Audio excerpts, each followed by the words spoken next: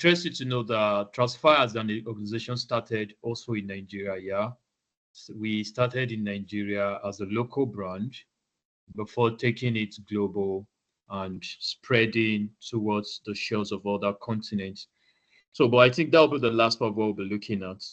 So, but in today's section, without taking much time, because most times we don't get to judiciously utilize the available time we have. So, we want to give the very best shots to give all it takes to maximize the time.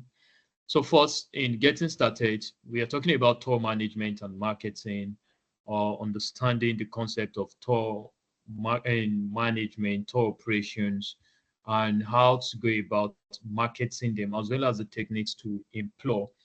So without much ado, let's look at tour operations and management. First, let's talk about tour. And after talking about that, before we go to marketing techniques to adopt or to explore as a traveling consultant, as a traveling agency, or someone who is wanting to come into the traveling space. Now, let's start first with tour operations and management. So, when we talk about tour operations, if it's not said or it shouldn't be confused for a tour guide, right? I do understand for most times when you travel as a tourist, you to some extent we need the service of a tour guide who will show you around and all. But what we are looking at now is a wider, a broader stem, something that has to do with organizational strength and all. So what is tour operation? When we get to talk about tour operations, in its simplest form or in its simplicity, tour operation simply involves the planning, arranging, and selling of package holidays. The the planning, the arranging, and selling of package holidays. So that is actually what tour operations means. And when we talk about holidays here, we talk about accommodation, we talk about transportation, and sometimes also now you just have to get visa services, right? Because when people want to move from one destination to other destination, they sometimes will need, they'll sometimes be needing visas, pass, cards, just to get them to other destinations. So that is actually what tour operation is. And it's a very lucrative business.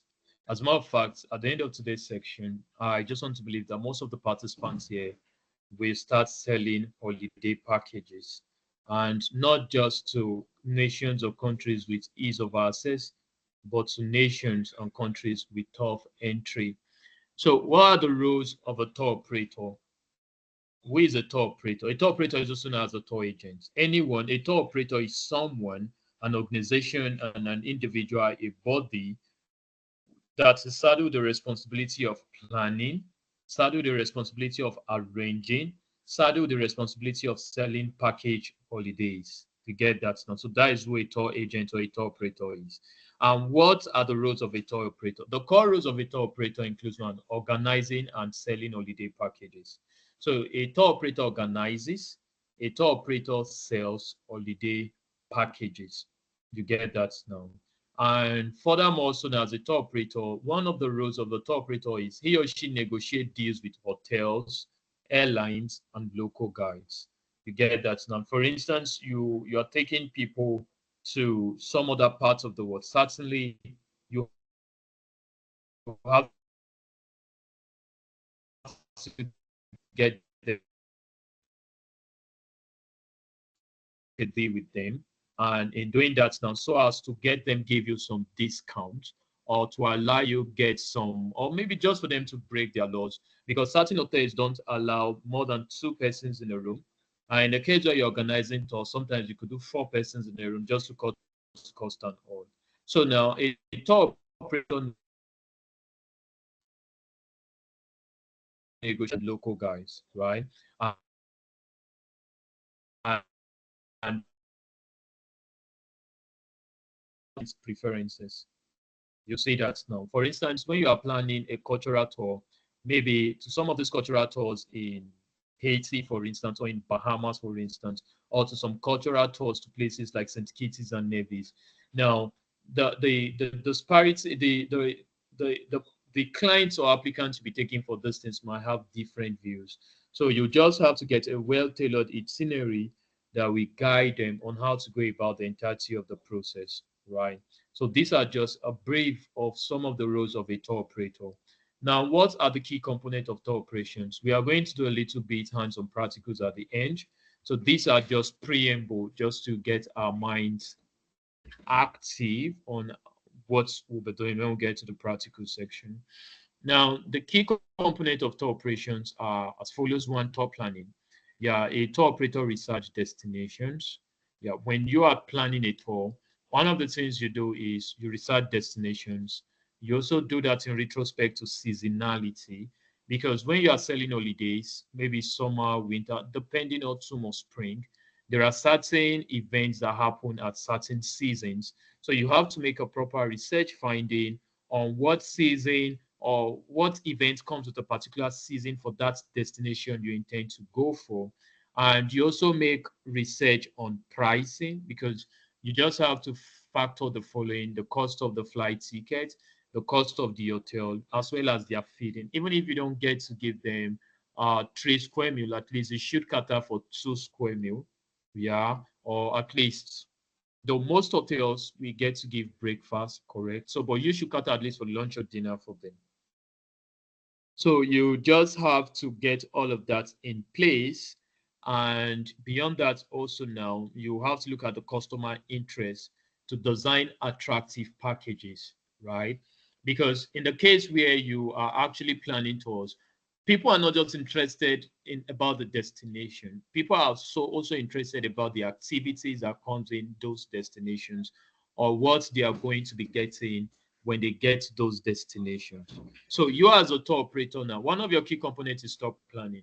You have to make a proper plan on all of these things. The destination you intend to take people to, what season it is it the right season for that destination? You have to make right calculations on pricing. And beyond that, also now, you also have to have a well-tailored design attraction that will actually capture the minds of your clients or intended tourists you intend to take for the tour. Now, the next key component is supplier relations, right?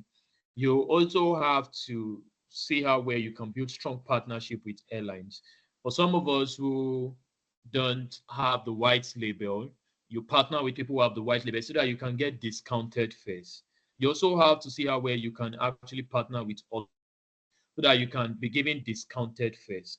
Transport companies as well, because in most cases now, when you are planning tours, one of the things you must factor in the preparation is mobility. Sure, because from the time you guys arrive at the cab service or some sort of car rental services that will help out with conveying or moving people from the airport to the hotel.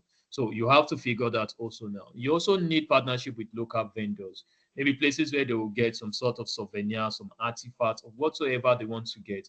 You need to also start working towards getting partnership with them. Tour guides knows the city, because for most part of the places, the destinations you intend to take people, in most cases you have not been there, right? You don't know the area so well, so you might need the service of a tour guide who is going to help show you around and show the tourists you are also bringing alongside. So that goes a long way. That goes a long way to actually build strength and clarification on your.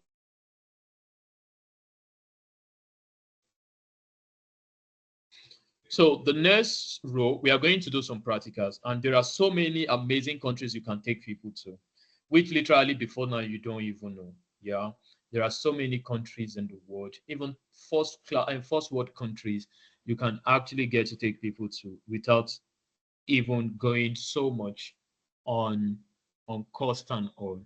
Now, the next thing to look at is pricing strategy. Yeah, the next key component of tour operations is pricing strategy.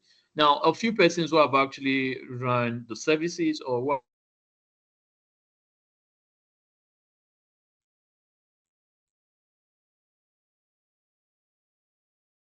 they end up not making anything.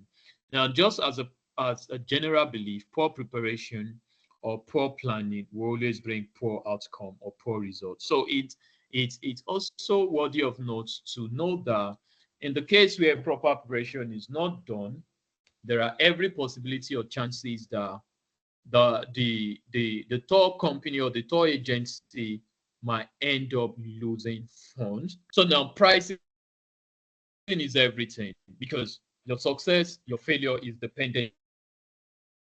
If you don't have a proper or good pricing strategy, you might not making anything from the entirety of the approach. Whereas the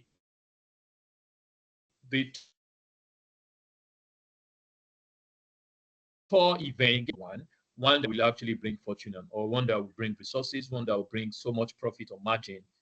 But in the case where all of that is actually not in place, the chances of not making a penny becomes the case, or in most cases, you lose. So when we talk about pricing strategy, you have to consider cost for transportation, you have to consider cost for accommodation, meals, and guides. You get that now. And market competition to price stores attractively, correct? Because you also have to put so many factors into consideration. Now, when you are taking people for tour, you are apparently you need to get them accommodation. So the cost for the hotel for the duration of nights you intend to stay there. So if you're organizing a 5-day tour, a 2 nights, 4 nights, 6 nights, 7 nights, depending on whatever duration you are looking at, you just have to figure or factor in your cost strategy or your pricing control, the cost of accommodation. Remember transportation, both for the flight tickets, return to and fro, mobility within the city or destination country where you're going, as you should cater for either lunch or dinner so that they will actually get actual or real value for their money. Now, the next thing and the next key component of tour business is customer experience. Now, most persons have actually put in so much adverts. Most persons have actually they actually get persons to buy into their tour programs. But the reversal has always been the case because in most cases, people don't buy not because their services are bad, but simply because the destinations are wrong destinations. For instance, let me cite an instance. Someone somewhere in Nigeria is packaging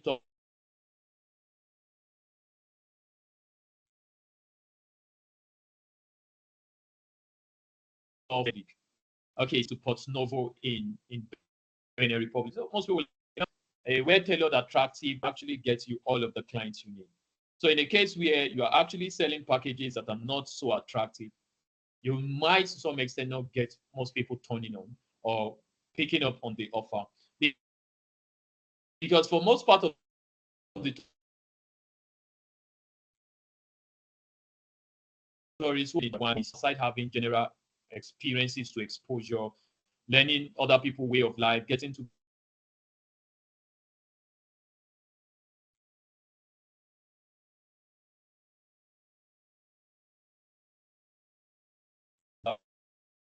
always been. So if they get to have a privilege to live, they don't want to come back. Now, it's on statistical, it's on record that for most persons who go on Jerusalem pilgrimage, don't get to come back. Some persons. So in a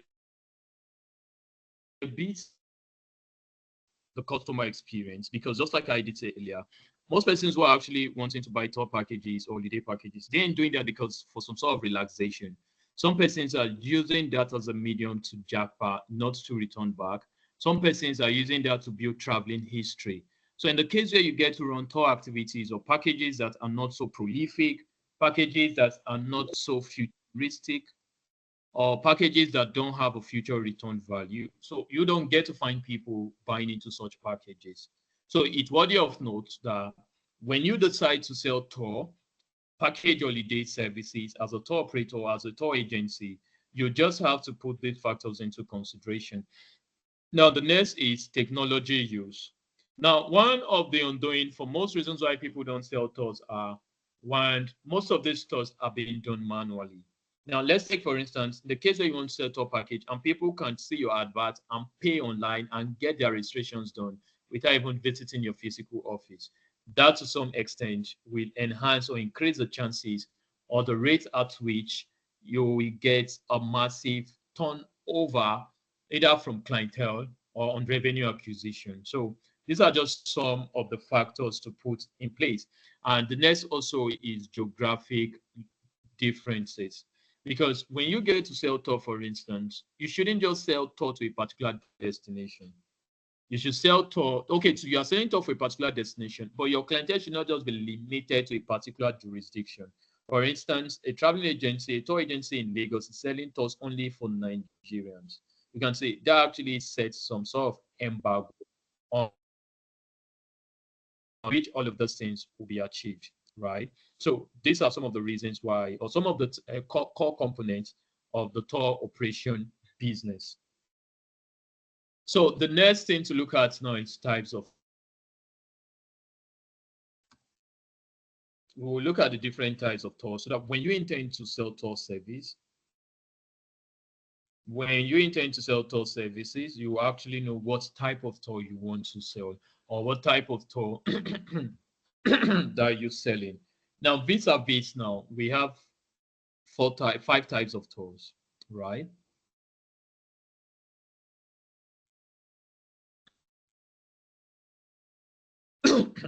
Now, the first type of tour is independent tours. So independent tours are self-guided. There are tours where travelers manage their own schedule and itineraries. So these are independent tours. In this case, now, when you take them to the destination, they manage their own schedule, they decide where they go to, they decide their own itineraries. They are just on their own, right? And in most cases, it's not actually a good one. So you shouldn't organize independent tours. Now we have group tours. Group tours are the Christian pilgrimage to Jerusalem, the Islam pilgrimage to and Saudi Arabia, all of these things. Now, so these are group tours, right? So group tours are organized, our tours are organized for groups, and they usually come with a fixed itinerary. You get that now? Usually including a guide. So in this case, now there'll be a guide who will show them around or take them to some monumental places or some places where some call place just for sightseeing and some sort of attractions. Now we have customized tours. Now, customized tours are tours that are tailor-made based on individual client preferences. For instance, that he wants to take his family to Maldives, maybe newly married couples, they actually want to go have nice time in Maldives. So they reach out to you saying, hey, XYZ tour company, can you just get us a tour to Maldives? So it's called customized tours. So in this case, now they tell you the number of days they want to spend, they tell you where they want to visit, they tell you all of their preferences. Now you now make a tailor-made tour package for them. So it's customized. Now we have adventure tours. Adventure tours are tours that are focused on activities such as trekking, the safaris, the Dubai safari, trekking, diving. Those are adventure tours. Then lastly, we have cultural and heritage tours. So cultural and heritage tours are tours that are set up basically to explore historical sites, to visit, to cultural experiences and traditions local traditions. So those are just the types of thoughts. Before we go into our practical section, where we'll see different nations in Africa that we can get people to, in Asia that we can get people to, in North America, in South America, in all of the continents, excluding Antarctica, that we can get. You can even get people to Australia, yeah, as a tour. And if you for someone who is selling okay, for someone who is selling a tour to Benin Republic and another one who is selling a tour to Australia, I believe everybody will agree with me that the Australian tour package will sell best because people like, well, you mean I can go to Australia? So most persons will use that as a jackpot syndrome. That's why for times Israel pilgrimage is being sold, so many people turn out in their numbers simply because they believe If they can get to Israel, they will japa from there. Either they stay back in Israel, and Israel is also a lucrative nation to be in, especially when it comes to currency difference. With most part of the currencies we are holding in Africa, their currencies still hold a sizable amount of weight, even in comparison with the United States dollar. So now some persons are like, okay, I will look for the money. That's why there will be more persons going to more advanced tours than local tours. So when you now do a tour to maybe Obodokatu Ranch somewhere in Calabar in Cross River State in Nigeria, or you're doing some sort of Yankari Game Reserve, all of those things might not garner so much traction. But now imagine if you are doing a tour to Singapore, that raises everybody's eyebrow. You mean I could go to Singapore? You said yes. That is raising their hope and chances. So most persons will actually want to go. Imagine you're organizing a tour to Spain, you're getting people to Italy for tour, or UAE borders are open now. You can actually get UAE a visa in 5 business days. Yeah, max 7 business days. UAE visa is ready. You can still get people to places like Qatar in 4 business days. You can get people to places like Oman in 48 hours. So when you get to see all of these things, there will be more traction for an agency who is running this compared to another agency who is actually organizing a tour to maybe somewhere in to go and see Downray Hills or to go and see the Kogo Sea Spring. People are not interested because these things are local, so it will not actually get their attention. But in the case where you're actually organizing a tour to maybe Nairobi in Kenya, or taking people to Zanzibar in Tanzania, or you're taking them to Addis Ababa, or taking them to Casablanca, all of those things raises the spike for them. So these are just some of the core flow. Some of the things you must have when you are trying to sell tour packages. Do not sell local package because nobody wants to see local events. And with the advent of the Japa syndrome, so we'll have more persons buying into tour services than any of the services, because in most cases tour services are cheaper because the visa courses or wherever the pass or ED card, wherever has been figured into the plan, flight ticket figured into the plan, there is an hotel into the plan. So most persons like, if I can stay for 7 days, I'll use that to check the country around. So now let's look at the workflow. When you want to plan tour package, when you want to sell a holiday package, what are the things you need to get in place? What are some of the things you must have ready in order for you to sell? Now, we are going to split the entire process into 4. We are going to look at pre-tour planning. We are going to look at tour execution. We are going to look at post-tour activities. And lastly, we are going to look at outcome and results. Great. So now, when you want to start planning tour, pre-tour planning simply means all of the activities you put in place before going for the tour. So the first thing to do in pre-tour planning is research destinations. You have to research the destination, because you can't sell holiday to a no destination. So when you are selling, you said, I want to get you guys to go for a tour. Where are we going? You said nowhere. Nobody's going to buy into that. So you should have research, make research and findings on the different destinations you will want to take people to. Do you see that now? So from your destinations, you can actually carve out different attractions or attractive places in that destination where you can take them to. So that to some extent will spike their interest. Now, once you have gotten a destination in mind, the next is create itineraries. Now, what is an itinerary? Itinerary here is the trip itinerary, the flight itinerary, the hotel itinerary. Now, you now know where you want to take them to. Now, make an itinerary. When do you intend to take them to? When we're talking about the timing. So now you just have to have a well-tailored plan on accommodation, which is the hotel itinerary. Which hotel service will you be using? And when you want to consider an hotel, you have to put so many. They offer airport pickup because some hotels will offer. You see that now. and some won't. So, but in the case where you are actually using a hotel with no hotel pickup, invariably you'll be incurring extra costs in conveying or moving people from the arrival in the airport down to the hotel. That will be an extra cost. And most times, mobility in certain destinations are usually expensive. And now here you are with 100 persons.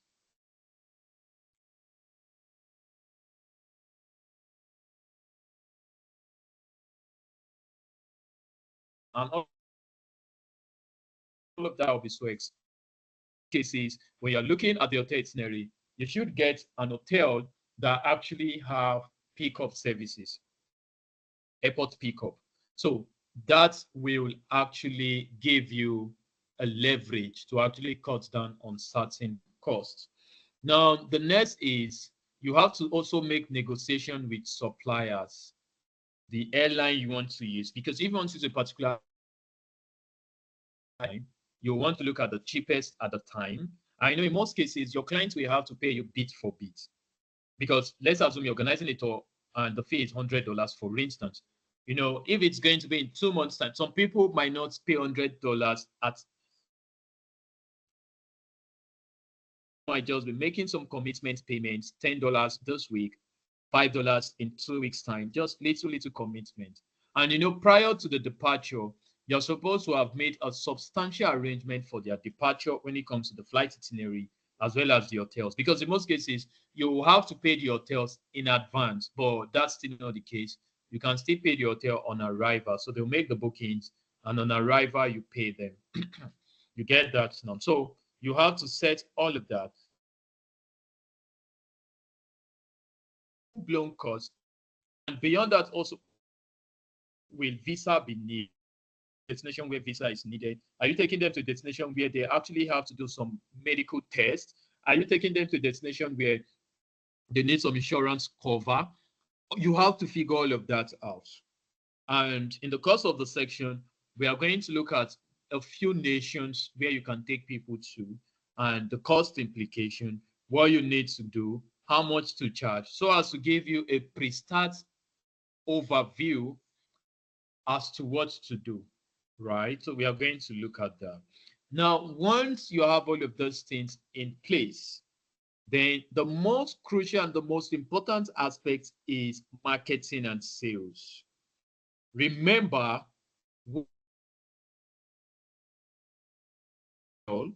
what you don't trade will be trash, and what you don't manage will be wasted. So you just have to remember this marketing principle. Whatever you don't market won't sell.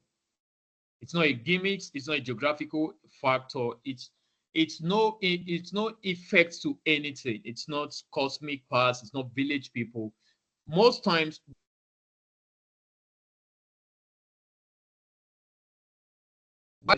and even for tend to market, we don't market right.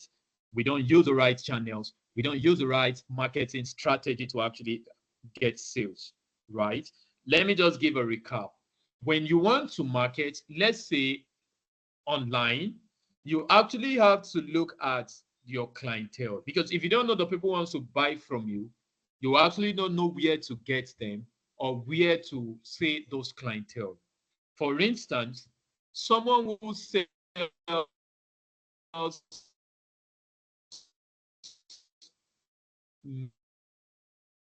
is doing, just want to believe that's correct. So you sell at postnatal checks, prenatal checks, which is the antenatal, and postnatal checks. So when mothers want to get it for their infant babies, so if you sell around those places,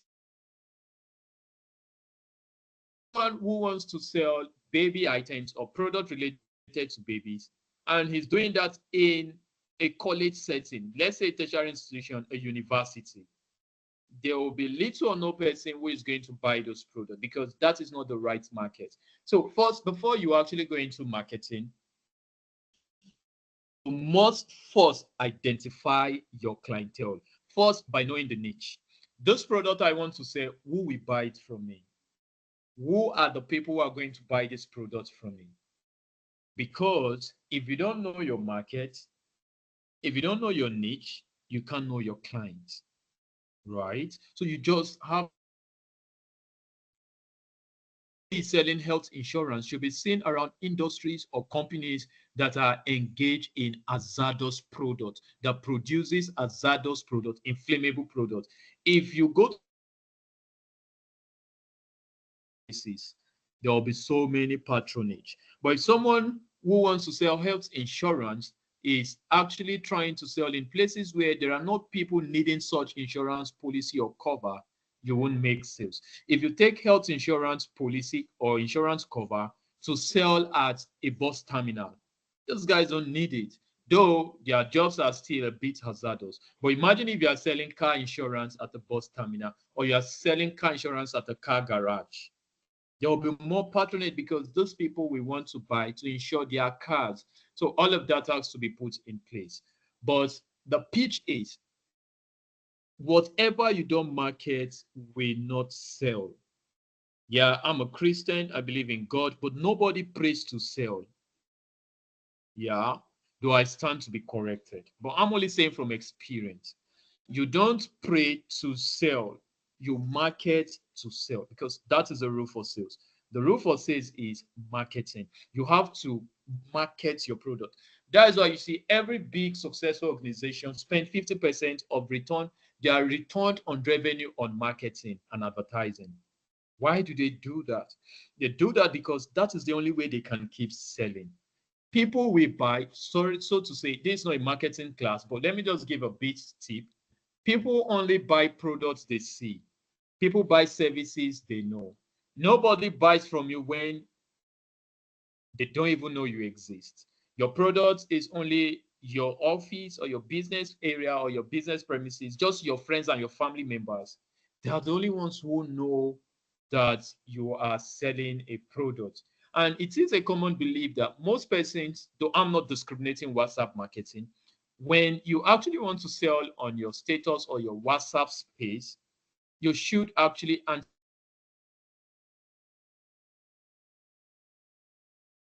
the people who can buy the product. Because if those people can't buy the product and you are waiting some sort of referrals, that might not happen, right? Or in a case where you are telling, hey, please help me post my product and all of that, sometimes all of that won't work. So you first have to identify your market. Because if you don't know your market, you waste resources even if you intend to do advertising or you intend to do sales. You will not get the right clients. You won't. The reason is because you're doing the right thing in the wrong market. For instance, if you want to sell a particular product, let's take, for instance, a product for weight loss. You apparently can't be selling to people who are looking for weight gain.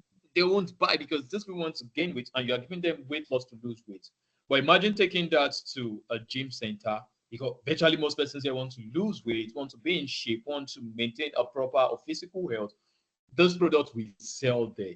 Or you take it to centers, some yoga asana centers, or places where people want to lose weight, it will sell. But if you take a weight loss product to a center where people are trying to build weights, that won't work. They're apparently not going to buy your product because you're having the right product for the wrong market. So the same applies to top package. When you want to sell your services, you must first identify your market by knowing your niche. Those products, where can I sell those products? When you understand where you can sell the product, then the very next question is, how will you sell it? Now, if you know who is going to buy, you now know how to pitch it to them, right? So the cluster remains, if you don't market, you will not sell because whatever you don't market won't sell. You could go pray about it. You could use some spiritual materials. You still not sell because you need people need to know you exist. Brand awareness. People need to know you are there, and people will buy from brands they trust. That's why influencing comes in. The use of UGC, user-generated content, comes in. People want to buy from people who want to buy from people they know. So you need, if you're not ready to spend on marketing, then you're not ready to be in business. If you feel marketing is expensive, then you are not in business. You won't stay in business. As long as you have a good product or a good service, You must be ready to spend on marketing, because if you don't market your product, nobody buys. Apparently, nobody even know you exist. The best you can do is to tell your friends who most likely will not buy from you. And it's on record that your friends, to some extent, don't buy from you. They know you sell that same product, but they end up buying from other people. The same also applies to families. So you must understand your market. So let's go to tour execution. Now it's time to take them for tour. Now you must ensure smooth delivery services. Most of the challenges most tourists undertake during tour events is most of these tours end up becoming a flop. After paying for the tour, you find that from mobility to accommodation to showcasing events and places, it's a no-no. So when you don't have explicit and exquisite services, people will not buy your packages tomorrow. So you must be ready to give a smooth sale to service. Because if you sell a package and people attend the tour, they don't have where to stay, accommodation is bad, or you go to a very worst facility as accommodation. And at the time you guys arrive at the airport, they needed to start trekking for like 4 hours just because before you get to the hotel. Trust me, anytime you put store, they will not just buy, they will also tell other people not to buy, because sales is referral. And that's more reason why they said collaboration is the new marketing, right? The new marketing is collaboration. So you sometimes have to collaborate with other people, your previous clients and customers, make them do some testimonials, say one or two things about you. But now, when everything is a flop, how would they say good things? Sometimes you even pray your customers should not leave reviews online. Because if they leave some reviews, you might be out of business completely. So when it's time to take them, ensure smooth delivery of services, address logistical challenges to the peak, coordinated customer services during the trip. You have to give them something bespoke, something mind-blowing. Not in the case where you are taking them for tour, you don't even, when okay, they're in their hotel now, the next day you don't even know where to take them to. All of the amazing, wonderful places you wrote on your flyer were all extracted from Google. So everything was not true. And you don't even know those destinations. You don't know those cities and all around. No tour guides to help you out and all. That might be the last. That might be the last. One of the challenges so far that most persons have been having, especially people who have been organizing tours in the past, is most people who follow them for tours never returned. Do you see that? That's truly a bad omen. That's truly a very bad omen. The reason is because their services was a no-no, was a total flop. And people actually will remember you for the bad or the harm you caused them. People sometimes don't remember you for the good things you did to them. People will remember you for the evil you caused them, the damages you caused them. So for every time you put up services again and say, no, we can't buy this one.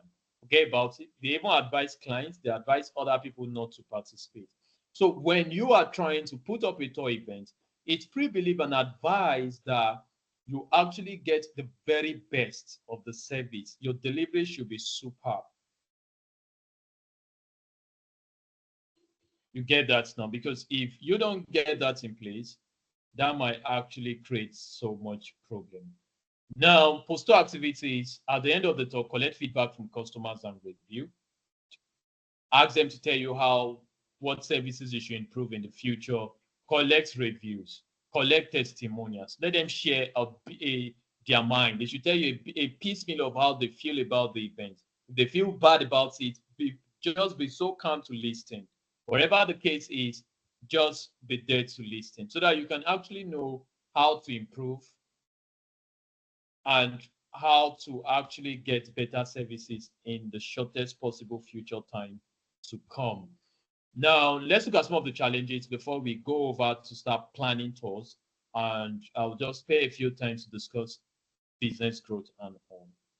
Now, some of the challenges in tour operations, tours operations are usually seasonal demand, right? There are seasonal demands. So you can't sell all the time. Those are some of the challenges. But if you want to sell all the time, you can. The reason why most times we don't sell all the time is because we sell tours that are seasonal based. For instance, Obudukatu Ranch or the Calabar Carnival. Okay, let's use the Calabar Carnival as a case study. So when we say in Calabar, you only have to wait. It happens once in a year. Or the Haiti send forth. It happens once in a year. So if those are the kind of tour services you are selling, it won't happen all the time. So you just have, for you to be in business all the time, you actually have to find services to sell all around the clock. And trust me, you can sell tours back to back. Every month you can be having tours if you have the clientele, because there are more than 1,000 amazing places in the world to go to. And all of those things are within your reach. You can actually achieve them. Now, the next challenge to look up is its regulations, correct?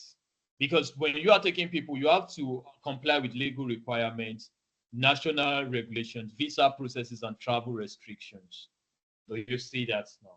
So now you have to understand the regulations. And sometimes people would have loved to travel the world, but the nature of the passport they are holding doesn't allow them to go to everywhere, right? Places they can go to, their passport is limited, so they can't get access to all of those places. The same applies to you also as a tour operator. So the regulations factors are there affecting you and all. Now the next is safety and security, because you have to ensure the safety of clients. God forbid someone takes people on a tour and somebody, God forbid, had an accident. You will be responsible for the payment. You'll be responsible for their medical treatment. But the one way you can advert that is getting an insurance cover. So you need a travel insurance. So the travel insurance company will pay for any of those damages. So you have to put all of those things in place. And you know, the future is uncertain. Maybe as at the time you are trying to get them across, there's some sort of political instability or some national pandemic or some crisis, national upheaval, industrial actions. Currency instability is also a factor. So what do I mean by currency instability? Let's use the Nigerian naira as a case study. It has never been stable.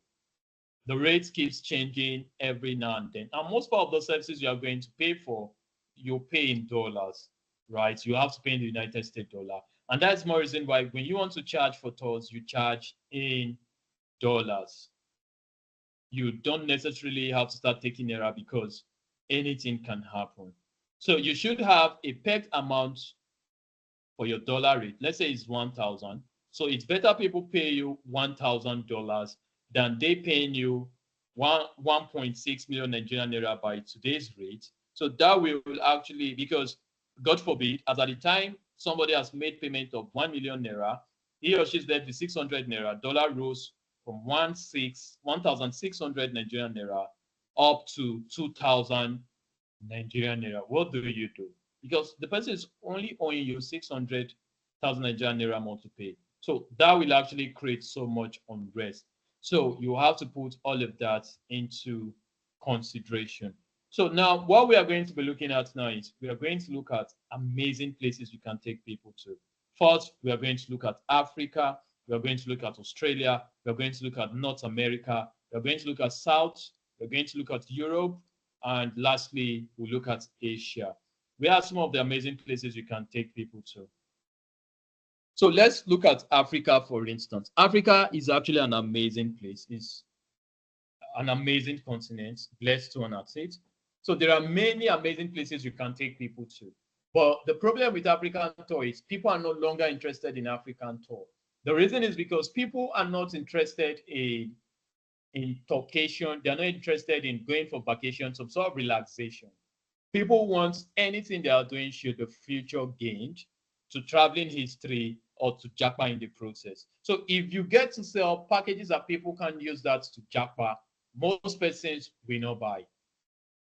So the first clause to look at is when looking at African markets, there are so many amazing places in Africa that most persons will buy into compared to other places. For instance, I stand to be corrected. I don't think Nigeria will want to go buy tour for Accra. Okay, Nigerians, I'm taking you guys on the 7 day tour to Accra. Only a few will buy, most will not buy. I could remember one participant several sections away from this one. She attended the tour section, so she organizes stuff for Singapore. She organizes stuff for Accra. Though she got some clients for Accra, and she moved them to Accra and brought them back recently. But people will not buy into such tours. You will not get so much clientele beating trails and running towards such tours. The reason is not because Accra is not an amazing place.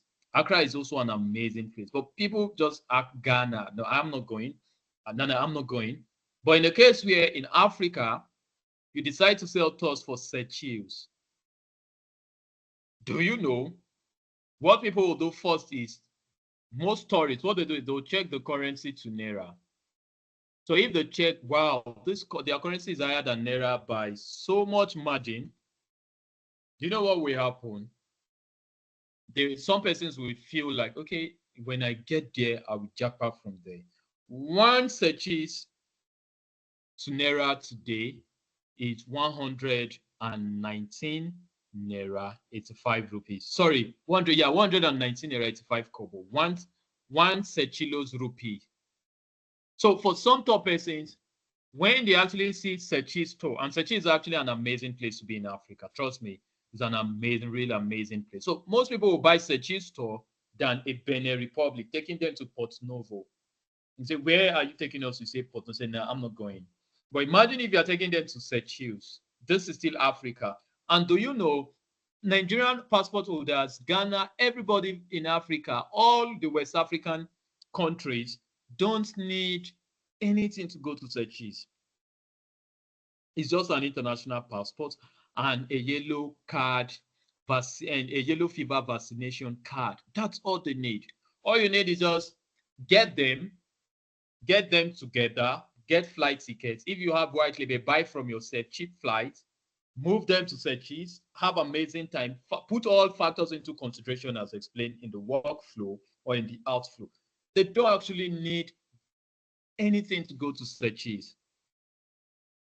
Do you know most persons, if you get to Seychelles tour and some other person who is selling Tanzania, Zanzibar, Tanzania, most people go to Seychelles than to go to Tanzania. And to cap it up, to go to Tanzania, you need some sort of application. You need to make an application to actually go to Tanzania. But when it comes to Seychelles, easy peasy. No any form of application needed. As a Nigerian passport holder, straight to the coin. Just get them flight ticket, make arrangement for accommodation, and Eureka, you are moving them to Seychelles. The next is Maldives. Maldives is actually one of the best places for couples to share affections. So most persons package tours for couples, take them to Maldives. Most people want to go to Maldives. It's truly an amazing place. Super amazing place to be. I've been there and I can say from experience, it's truly amazing. Truly, truly amazing. So you can get people to Maldives, easy peasy, no form of nothing needed. Do you see that now? You don't need to get them any visa. They just move there. Just move them there. 7 days, you make your money, cool money from them. All your cost is on accommodation, feeding, and transportation, which is air, and conveying them to the hotels and all of that. So easy peasy. They can actually move in and you bring them back. The next is Cape Verde. Cape Verde is also an amazing place.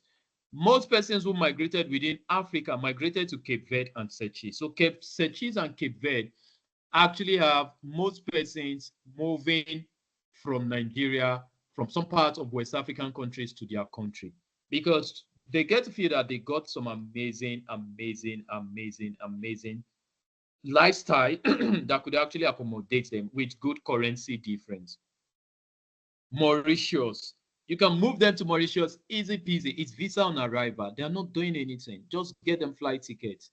When they all get to Mauritius, they'll stamp their visa. They stay. When you are done with the tour, you bring them back. And most persons will not, some persons on getting to Mauritius, they will not want to come back. So people will buy into the Japa dream using some of these African nations than just organizing some pre-local tours around. Nobody is interested. So everybody who is trying to give out their penny actually wants maximum value, and not just for relaxation or vacation, but value for the future. Do you see that now? And some other places like Kenya, the Kenya even take them to Nairobi, though not so much an amazing place, at least just to see some of giraffes and all. It's just an electronic travel authorization, and it comes out in 48 hours.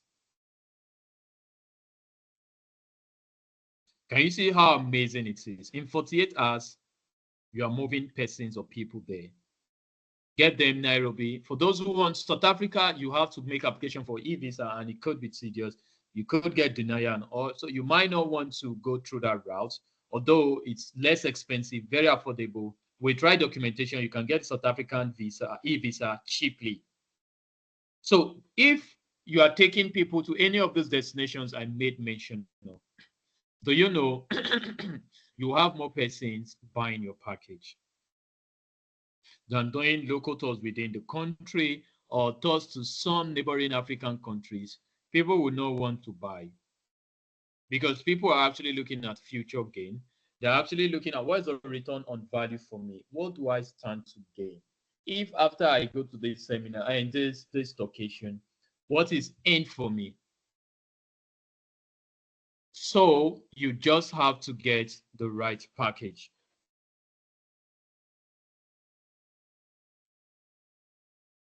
Because if you don't have the right package, nobody buys. If you have the wrong product for the right market, nobody is going to buy. For instance, someone renders services on the repairs of typewriter. You should know that that service, if he doesn't go to learn how to repair modern day typing devices like keyboard, it might actually send him to his grave poor. So if you have the wrong service for the right market, no sales. You'll see that now. If you have the right service for the right market, sales happen. So let's go to Asia. So for Africa, Seychelles, an amazing place. Maldives, awesome. Cape Verde, Mauritius, even Kenya, all those places, getting their passes are cheap. Tanzania, to getting for Zanzibar is not so expensive. Most persons package us for Zanzibar, but people will not want to buy because after Zanzibar, what happens? You mean I'll just be bringing out 2 million Nigerian naira, which is almost $1,300? You must be kidding me. I'm not interested.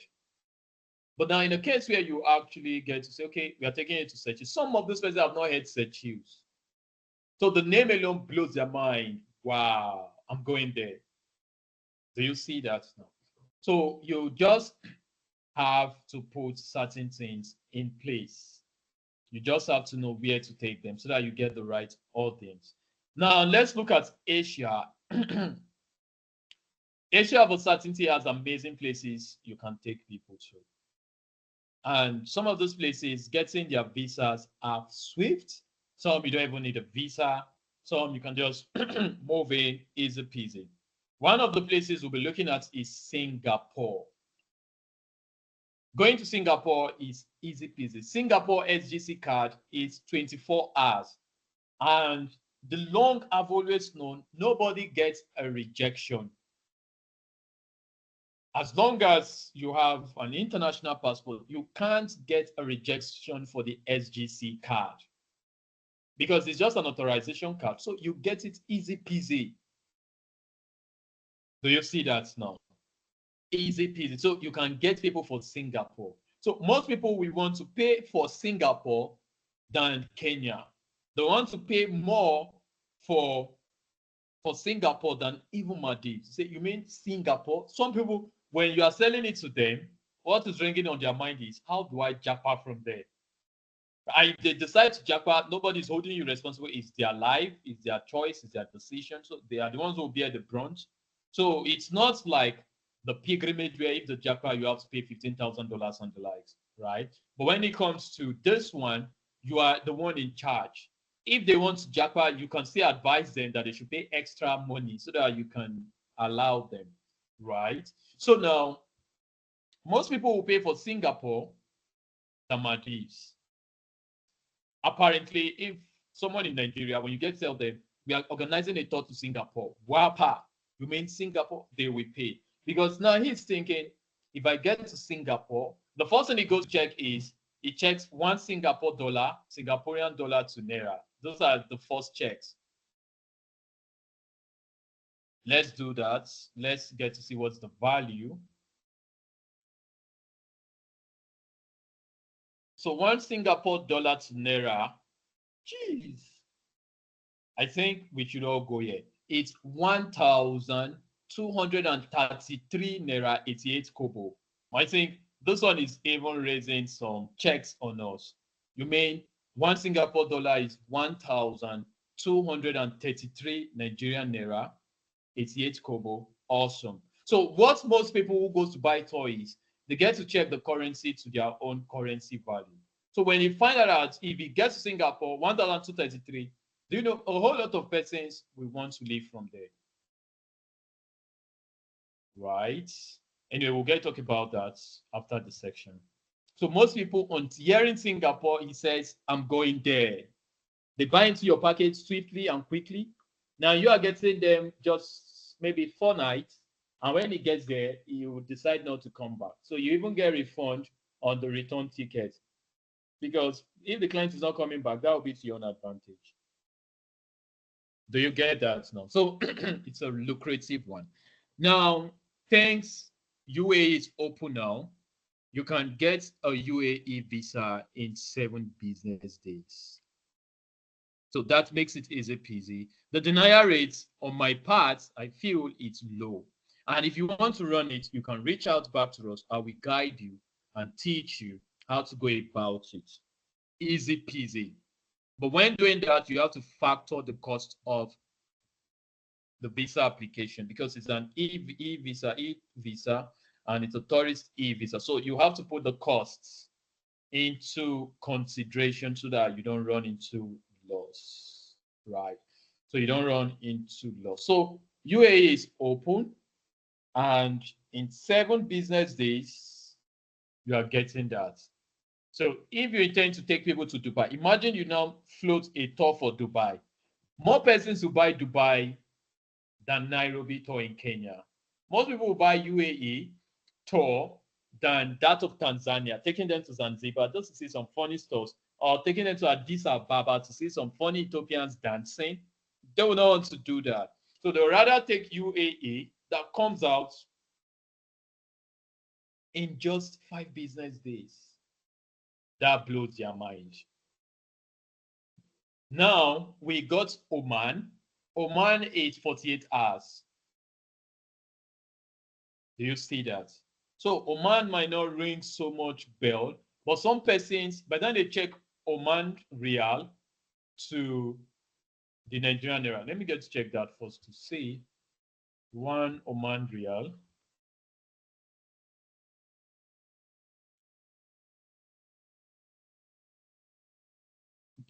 Oh goodness. I think something is wrong with my Google. I don't want to believe this is correct. Now, one Omani Real is 4,167 Naira 56 Kobo. I rest my case. Are there Nigerians in this section? They are Nigerians, so Jesus. Nigerians. Hey. Can someone tell me what is happening over there? Like too much. It's too high. 4,000. 1 year. It's incredibly titillating. So it's so sad. God help Nigeria. So sad. So one Omani Real is 4,167 Nigerian Naira 56 Kobo. Okay, that's bad. So, but you could actually take people to Oman. Because for most people who want to buy this package, a lot of persons want to go to the Middle East in Asia. So when they get to see you taking them there, they will jump into it. And if you want to sell Oman package, you need a guide on how to get the Oman e-visa. You can reach out. Easy peasy. 48 hours, you get the e-visa.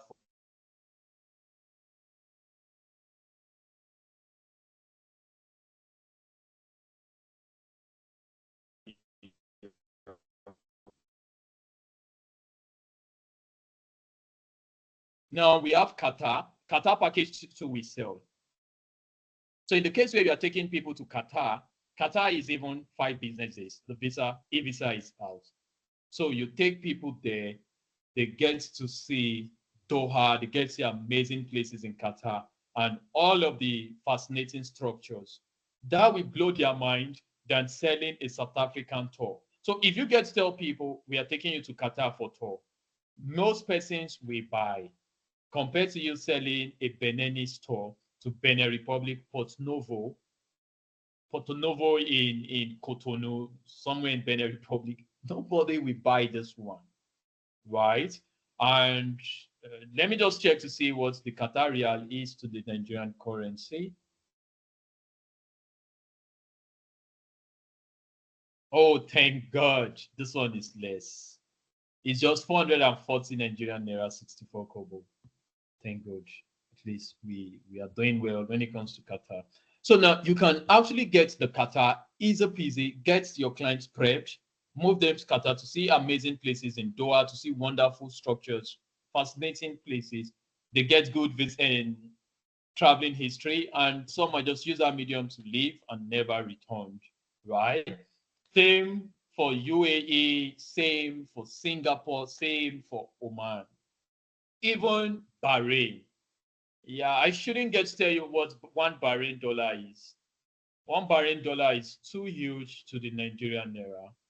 So even Bahrain too, you can take them to Bahrain as well. Yeah, you can take them to Bahrain. And it's also an e-visa, just for them to have views, tours, and all, including places like Nepal, but less developed. So nobody wants to go there. So, but when you sell you Dubai tour, 1,001 people will see use those medium. If I can go on this tour, I'm not coming back home anymore. Do you see that now? Because all of persons want to go to the UAE, the likes of Oman, the likes of Qatar. Most people want to go there. So if you can move them there for tour, some just outside the Turkish experience, some want to jackpot. You save yourself stress and you have more people buying into your tour package. So one Bahrain dollar, sorry, dinar, one Bahraini dinar is 4,257 Nigerian naira. You can take people to Bahrain as well. 4,000. That's so huge. That's just not too good for us. Now let's move on. We've talked about Asia. Let's go to North America. And sorry, let's go to Australia. Yeah, Nigerian passport. All West African countries can go to Australia also on e-visa. The visa type is called subclass 600 and it's 3 years, multiple entry of 6 months. Do you know if you sell this, 1,001 people will buy because they say, you mean I'll go to Australia with 3 years visa? I said yes. And after the tour, what happens? If you decide to leave, it's your life, it's your choice. If you want to come, it's still your life. And again, the fact that it's 3 years, they can stay 6 months, they can still get an exchange program, and it's an e-visa. They don't have to go to anywhere. They'll sit at the comfort of their house. They pay you, you get it done for them, move them to Australia. When you are done on the tour, you move back. Those that want to remain, you pay them bye-bye, tell them au revoir. You come back to Nigeria or come back to your West African country or come back to your home country. You make a whole lot of money on this. Do you know Australia will sell more than Qatar, than even Oman, than even UAE? Because most persons in Dubai say a whole lot of persons who have been to Dubai, experiential-wise, might not want to buy, except for if you are going for tourist purposes, for business activities, to shop and all, or to see some of the amazing, fascinating structures in Dubai, the likes of the Atlantis hotels, and so many wonderful places there. So, but when you now pull off, if you pull off Australia, another person pull off Qatar. So, you know, most persons will go to Australia than Qatar, and Australia is e-visa. The subclass 600 Australia visa is e-visa for West African countries. So as long as you are holding a West African passport, an ECOWAS passport, Nigeria, be it Ghana, be it Sierra Leone, you can go to these places on e-visa. So imagine you as a tour operator moving people to Australia. Do you know you will blow their minds? Okay, now, so all of that makes all sense. So taking people to Australia on the Australia Subclass 600 e-visa makes big sense to them. As a matter of fact, your patronage level is sure gonna be high because they'll be so interested coming in. You mean you're taking us to Australia? You said yes. They'll also buy into your package than someone who is selling some sort of Zanzibar tour package. Nobody will be interested in that. So these are just some destinations. Australia, no, it's just a continent on its own. These are some of the places.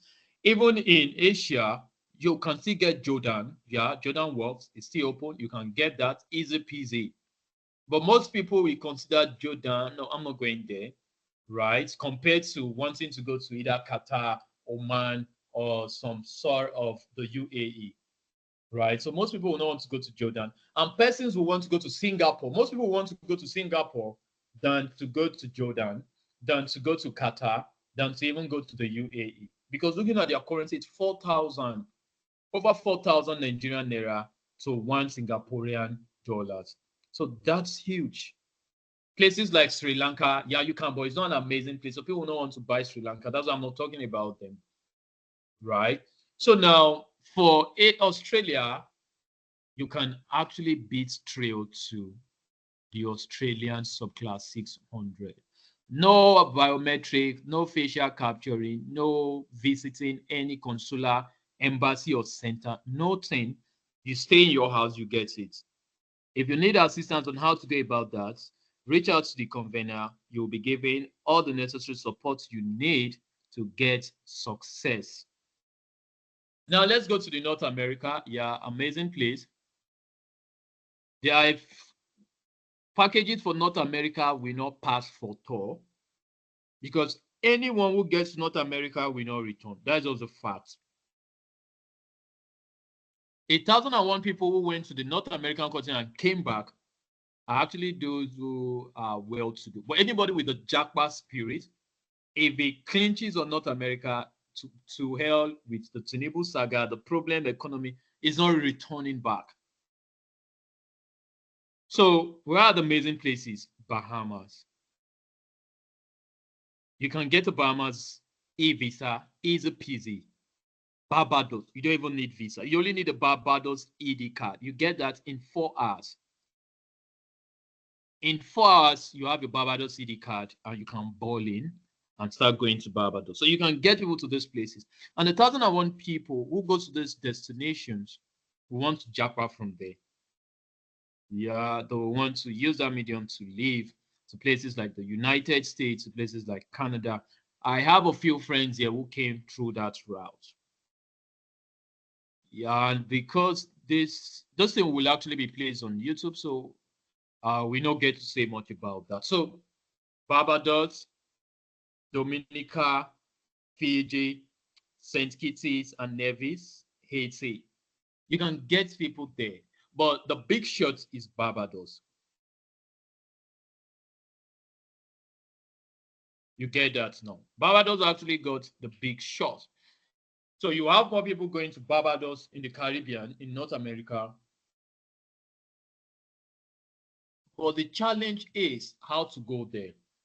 In most cases, the route to go there is actually the case. So in most cases, most persons will like, if I want to organize such Barbados, how am I going to convert them? Because there's no direct flight, not requiring transit visa.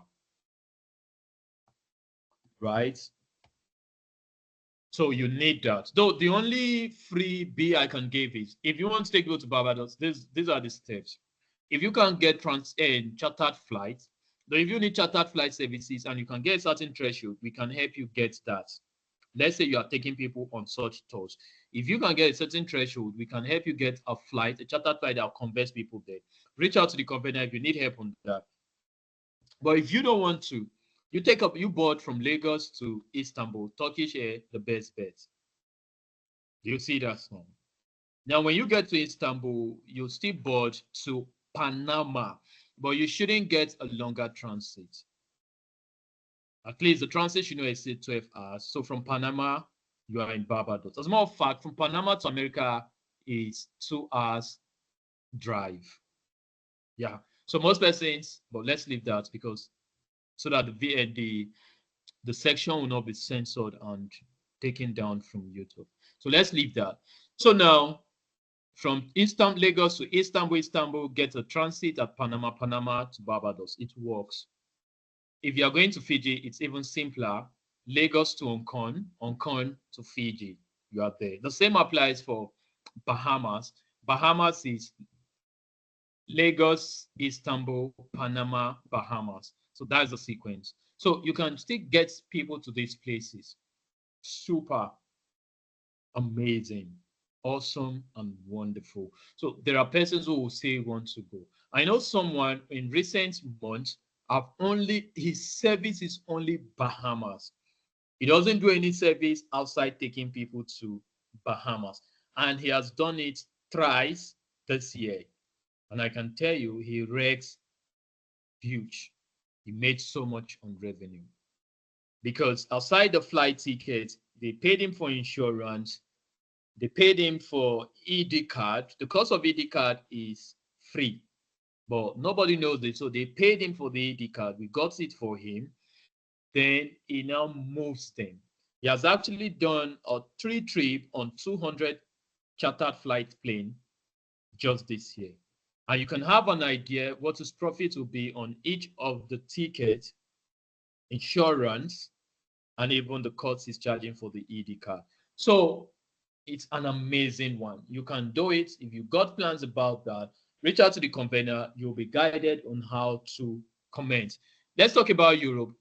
For Europe, just 2 countries, Spain and Italy. Spain and Italy, because getting a Schengen visa might be cost implicating, so you don't want to do that. So instead of getting a Schengen visa, you get a national tourist visa. And getting a national tourist visa for Italy is cheap, easy peasy. Getting a national tourist visa for Spain is simple, cheap, and quick. So those are some wonderful places you can actually take people to. From Africa, if you decide to do local, maybe continental tours within Africa, amazing places I've made mention. If you decide to take people to Asia, awesome. You decide to take people to Australia, perfect. The North America, Europe, so amazing. And because of proximity to our closure time, let me just give the floor open so that we can take questions, because exact the time I might be forced to leave. So you got question, put up your hand so I will get to call you. Then you ask your question.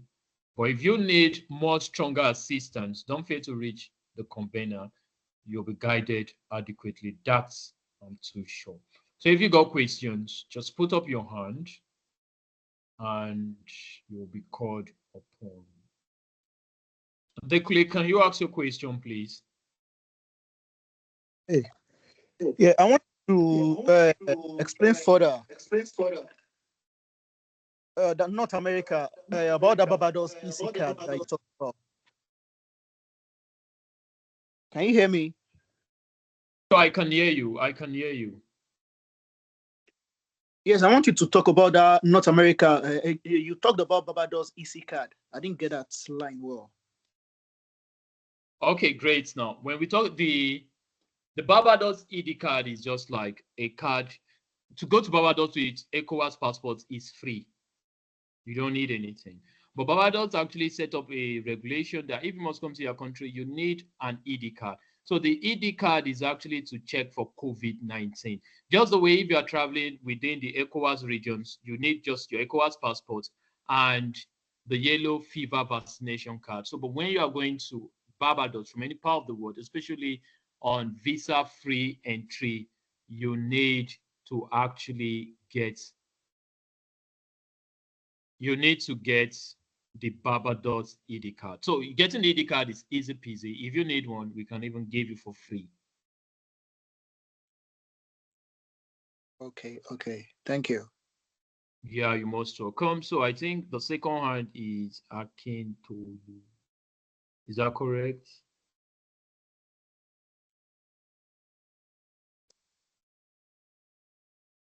Are you referring to me, Akintola?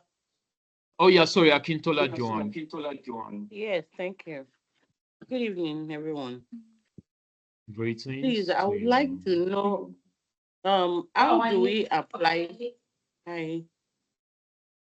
Please, can we hear me? Sure, we can. I Okay, can. thank you. All right, thank you, sir.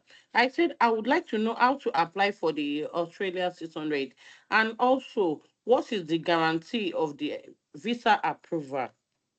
What is the rate of the approval? Is it that guaranteed or it's just like a 50-50 chance? That's what I want to know. Okay, now thanks so much, and Mrs. Joanne. Now, there are high visa rates when it comes to e-visas. E-visas have higher rate or higher chances of approval than sticker visas. The reason is because in sticker visas, so many factors can affect you, like so many. But in the case of e-visa, you submit all of your application online. That is why the checks are minimal and the approval rates are high. Now, what I can say for the Australia e-visa, the last I knew, I can say 99%. As long as you are supplying the right information, no doctored, no falsified, no forged documents. Recently this week, there are two banned cases we actually got to handle. And a bit all of that is because falsified or doctored record. So whenever you're applying, do not use forged, falsified, or doctored record. Use only legit, legal, and accepted or approved documents. So that will actually increase your chances. As long as you have all of your requirements in place, the chances is high. Okay, Mrs. Joanne, I don't know if that answers your question. Yes, you did, but I still have some other questions, sir. Okay, great. Okay, please, I would like to know, like this tour, if we want to plan tour, so how do we manage to connect flights? Because I've noticed where some tour agents they connect flights, like if they, for example, connect like Qatar, maybe you are going to Qatar now and you are going with Qatar Airline, maybe you are coming back, they have to have some connecting flight, maybe in between, and maybe the return, the whole thing is kind of confusing, but I've not really seen the practical, aspect of that. So I'm like, is there any way we're gonna really have practical? Because I know we have been going through a lot of theories, but I would have really loved to see how to do it so that you guys can really show us how to do it well ourselves. But as in the theory is fine though. But at least the links as well, the link that we get to know how to apply, how to do this connecting flight to make a perfect thought trip, for a client. Thank you. Okay, now great. Now that's awesome. Now talking about connecting flights, do you have the white label suite? I don't. Okay, I think we'll be giving you one. Okay, thank you, sir. Yeah. So what you need at the time is okay, great. Now, so what you need basically is when they say connecting flight, when you want to buy flight tickets, right, or you want to buy flight itinerary, you just have to understand the routes.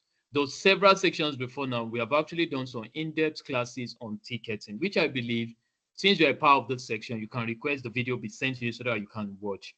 There are certain rules to put in place so as to know what and what not to do. Do you get that now? So for most times, you don't necessarily need a connecting flight. It all varies with destination. For instance, if you're going to Qatar from Lagos, you don't need a connecting flight. You're going to Oman, you don't need a connecting flight. There are direct flights to these destinations. And in the case where there are no direct flights, the flight most times will go to its home country, then from its home country goes back to those destinations. So you do not see it as touching connecting flights, unless if the flight or the itinerary you chose or you paid for requires you to get transit visa, which I believe you will not want to do that. Do you get that now? Now, talking about the links, we can actually just start putting up everything out here. Okay. The reason is time.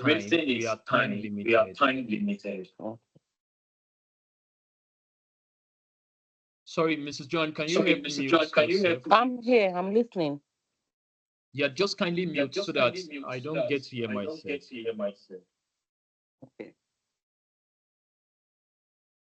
Okay, great. Now, so we can actually get to do all the practicals on all of these destinations. Remember, the section is time bound, but in a bit, the knowledge so far so gained. That's why we still have after section, where you can reach out to the convener, you get adequate help or preparatory guide on what to do next. So, but not to belabor the point, because I could see other hands. For further questions or assistance, just reach out to the convener. You will be guided adequately. And I did promise to give a PDF. The truth is, we are still working on that, and that will be sent, because there are so many PDFs I'm supposed to have sent prior classes or sections to this one. There are so many PDFs materials which I've given. But the reason why this one is taking longer time is because I need to make it well tailored, because it's a volume. So, and most times it's on belief that when there's so much to read, we sometimes will not read them. So we just try to do a bullet point. We are just straight to the answer, not the one you have to read paragraphs and sentences just because you want to get an answer. A kind of a key points based PDF. So that's what we're actually working on. And once it's ready, every participant is getting one. So Mrs. Joanne, thanks so much for that question. And we are offering you a free white label suite, so you can still reach out to your group admin or convener. Thank you so much. I really appreciate you. Thank you, sir. You're most welcome. Okay, I think let's move on to the next person. I think that should be Queen D. Sunny. If that's correct, yeah. Okay. Good evening, Mr. Well. Thank you. Okay, I just wanted to ask for Barbados, do you need a transit visa in Istanbul, in Turkey? Okay, no, you don't need. Okay, these are the rules for transit. Let's take this. Let's note this. It's for those who have white label, those who are selling tickets and all. No transit visa for all African countries. No transit visa for all Asian countries. First, all African countries, you don't need a transit visa. All Asian countries, you don't need a transit visa. No transit visa for one of Schengen country. Now, when I mean one of Schengen country, let's say you have a connecting flight, Lagos to Paris, that's France, and Paris to Canada. You can say it's just one Schengen country, France, right?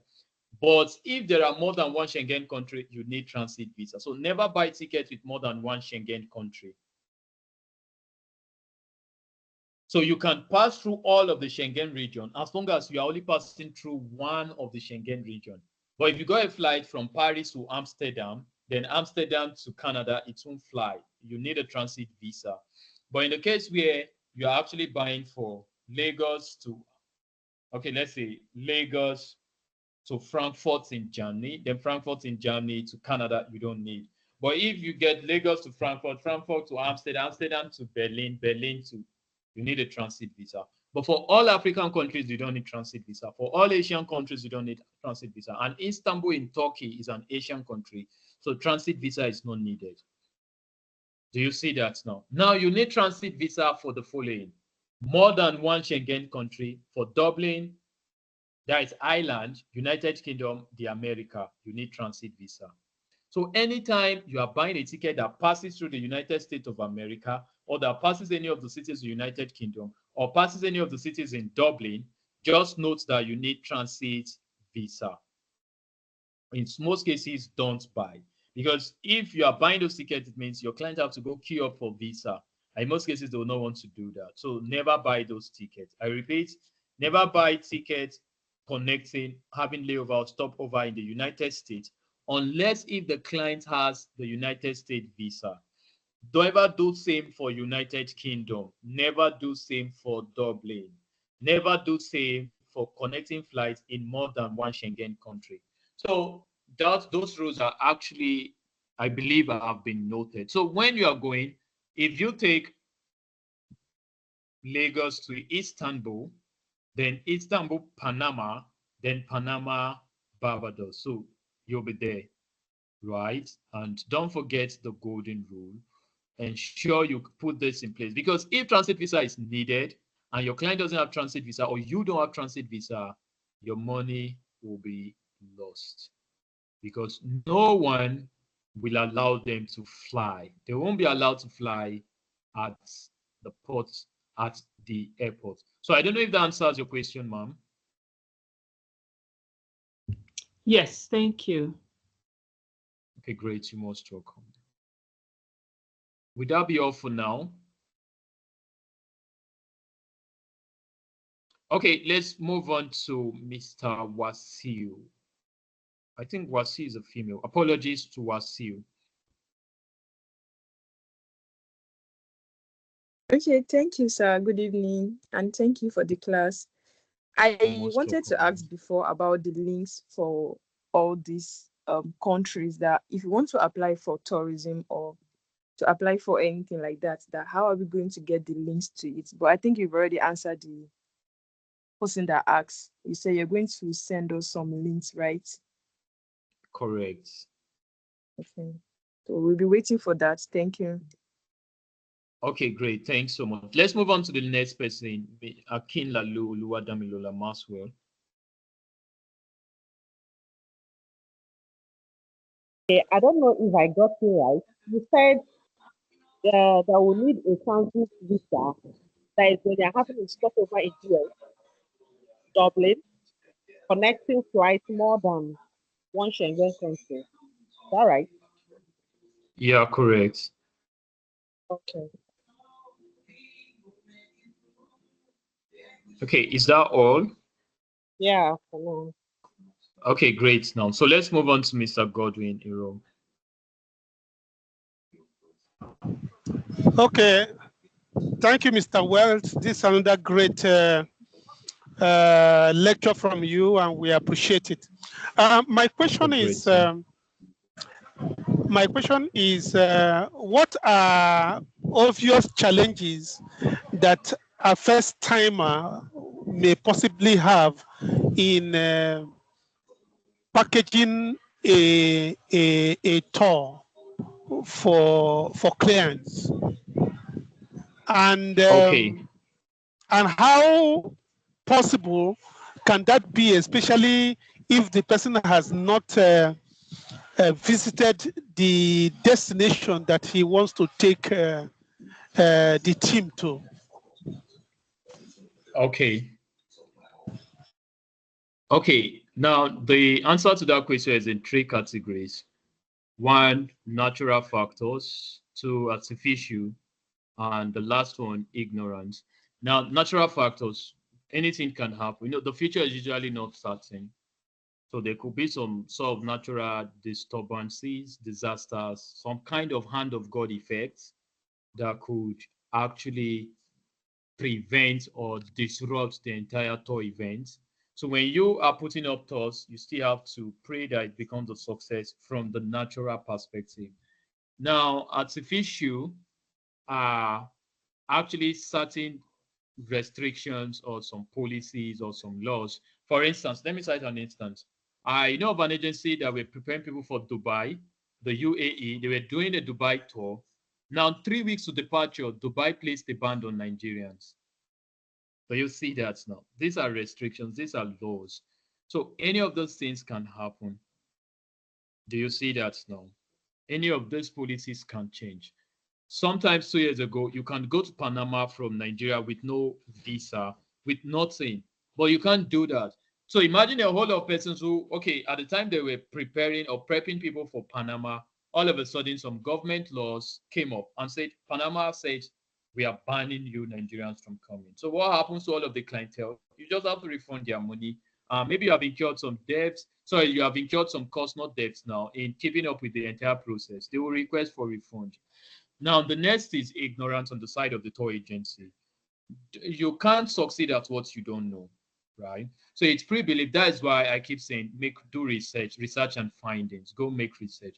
So when you are trying to package with a particular destination, do a proper research. if need be, undertake all necessary endeavors to see that you are well equipped and grounded in what you are doing. And in the case of showing around, you don't necessarily to plan tours for places you have been to. That is why there are tour guides, right? You can get the size of a tour guide in that destination where you're going to, and they will guide you and get to direct you adequately on how to achieve that. So these are just some of the few tips to actually avoid. Some are unavoidable because you can't actually remove government or national restrictions or orders as at the time you are packaging or arranging or getting people for these packages. But that's why the need for you to make proper findings, make proper arrangements.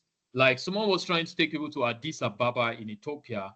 Now, Addis Ababa increased their visa fee all of a sudden. Ethiopians' visa fee for you to actually apply is an e-visa as it seems, but it was increased from a certain threshold to another threshold. Now, let's say you were getting your client at a certain amount. Now, the value has increased. Now, going back to your client, telling them that the value has increased might actually not look well for the face of your business.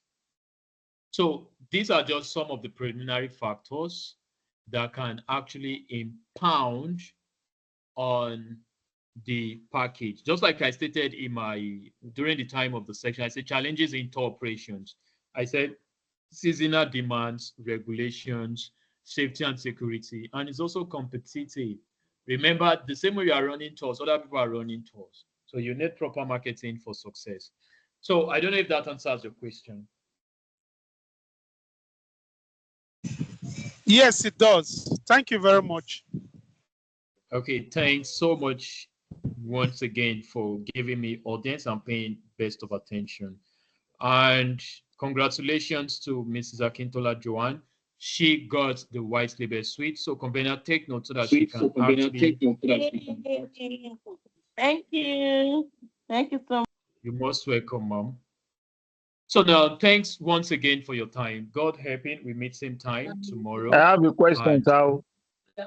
Hello, sir. Okay, great. I'm around. Go ahead, please. Okay, my name is Mansour Hassan from Admiral Travels. So thanks for the other time, the tickets. Thank you, sir. So my question is this. So a client asks a direct flight from Lagos to Birmingham. Which flight can go directly from there, from Lagos here? The truth is, a direct flight to London is the first to get, and which is going to be the British Airways or the Virgin Atlantic. Then when you get to Heathrow, then you now get a flight to Birmingham. But there's no direct flight to Birmingham from Lagos, Abuja, or Port Harcourt. But there's a direct flight to Manchester. There's a direct flight to London using the British Airways. You know, it's to most or major cities in the United Kingdom. But the Virgin Atlantic, Richard Branson, can also do same. But getting a direct flight to Birmingham, it's not so possible. So it's usually a connecting flight at Heathrow or at Manchester to Birmingham. Okay. Okay, thank you, sir. Then my next question, pertaining to the Australia, is it for the tours alone?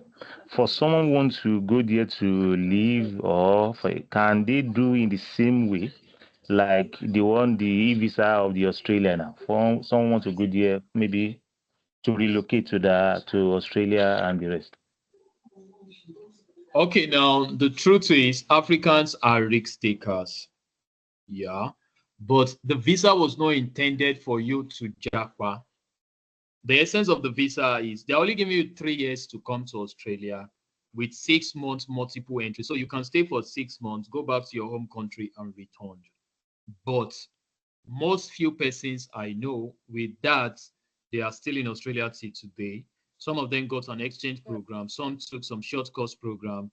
Some, on the other hand, got some jobs that later gave them employment contract and permits. So they are now legally in Australia. They stay as long as they want. They don't have to be returning back every 6 months and going back for some sort of multiple entry for 3 years. So in my view, I think it's the discretion of the client to make. it's Okay. not right from the perspective of an immigration lawyer to advise that you just move to Australia with that kind of a visa. If you actually, when we have class 462, there are working visas you can apply for. But all of that might not be so easy. So most people want to use the class 600 route. It's possible you can use that to JAPA. You get it. It's 3 years. You come to Australia. Then if you're able to do a short course, get a study permit or get a job while staying there, get a work permit, then you get to stay. So that to some extent works so perfectly.